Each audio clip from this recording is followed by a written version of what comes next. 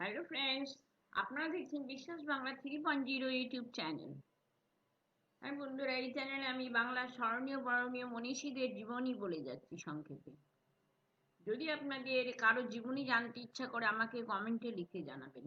আমি যথাসম্ভব চেষ্টা করব আপনাদের বলতে। আর যদি জীবনীগুলো একটু তাহলে লাইক শেয়ার সাবস্ক্রাইব করে সঙ্গে থাকবেন। সঙ্গে বেল আইকনটাও নোট করে দেবেন, ক্লিক করে দেবেন। যে কোনো ভিডিও দিলেই আপনার কাছে আগে চলে যাবে। এখন আমি বলবো বরাহমিহির সম্পর্কে। বরাহমিহির সম্পর্কে আমাদের বিশেষ কিছুই জানা নেই, তবুও আমাদের জানতে হবে বা কিছু বলতে হবে। কে বরাহমিহির? এসো তাহলে শুনি, দেখি কে বরাহমিহির।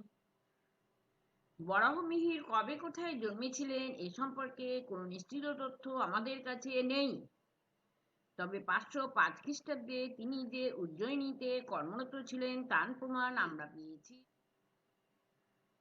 তিনি প্রাণিবিদ্যা থেকে শুরু করে ফলিত জ্যোতিষ অবধি প্রতিটি বিষয়ে পৃথক পৃথক গ্রন্থ রচনা করেন। প্রতিটি গ্রন্থের মানই যে সমপর্যায়ে একথা বললে অবশ্য সত্যের অপলাপ করা হবে। বিশেষত গণিত সম্পর্কে তার রচনা মূলত অল্প জ্ঞান সমৃদ্ধ লোকদের জন্য।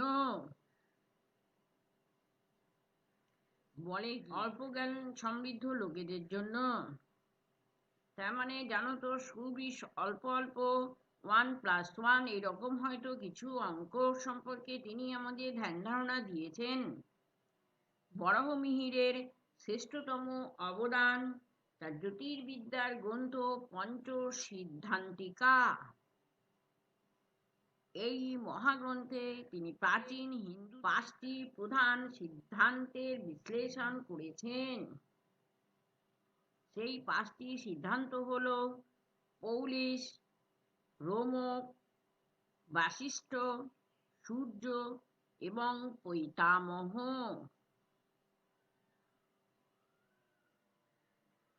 বরাহমিহির এই গ্রন্থ সম্পর্কে বলেছেন, পঞ্চসিদ্ধান্তিকা শাস্ত্রের বহু ভ্রান্তিকে দূর করবে এই বিশ্বাস আছে বলেই আমি এইটা রচনা করেছি।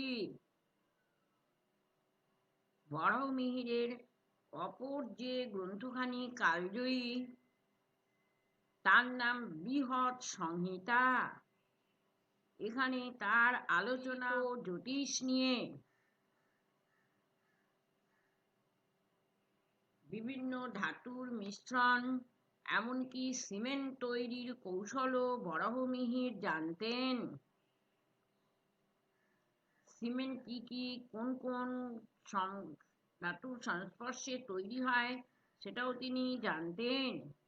এইসব বিষয়েও তিনি লিখে গেছেন বইতে। অন্যদিকে তিনি কয়েকখানি কাহিনী রচনা করেন। পরবর্তীকালে আল বেরুনি ওইগুলোকে আরবি ভাষায় তর্জমা করেছিলেন। সমস্ত দিক আলোচনা করবার পর আমরা বরাহমিহিরকে এক বহুমুখী স্বতন্ত্র প্রতিভা রূপে চিহ্নিত করতে পারি। বন্ধুরা, এই ছিল বরাহমিহিরের সংক্ষিপ্ত জীবন কাহিনী।